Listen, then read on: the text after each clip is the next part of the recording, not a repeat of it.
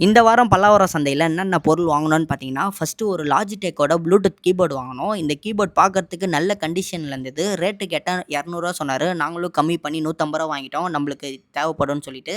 அடுத்த கடையில ஒரு ஆப்பிள் மவுஸ் இருந்தது. பார்க்கறதுக்கு நல்ல புது கண்டிஷன் மாரி இருந்தது. பின்னாடிலாம் செக் பண்ணி பார்த்தேன். எல்லாமே பக்காவா இருந்தது. ரேட்டு கேட்டேன் ரூ. 200 சொன்னாரு. நாங்களும் கம்மி பண்ணி கேட்டு பார்த்தோம். கம்மி பண்ண முடியாதுன்னு சொல்லிட்டாரு. அதனால ரூ. 200 குடுத்து வாங்கிட்டோம். நம்மளுக்கு எடிட்டிங்க்குலாம் தேவைப்படும்னு சொல்லிட்டு. அடுத்த கடையில 2 அடினோ போர்டு இருந்தது. நம்மளுக்கு ப்ராஜெக்ட்ஸ்க்குலாம் யூஸ் ஆகும்னு சொல்லிட்டு அடினோ போர்ட்லாம் செக் பண்ணி பார்த்தேன். எல்லாம் பக்கா கண்டிஷன்ல இருந்தது. அதனால இதையும் வாங்கிட்டேன். ஏர்பாட்ஸ் வாங்கலான்ட்டு செக் பண்ணி பார்த்தேன். இந்த ஏர்பாட்ஸ் எடுத்து பார்த்தா ஒரிஜினல் ஏர்பாட்ஸ் மாரி இருந்தது ஆப்பிளோடது.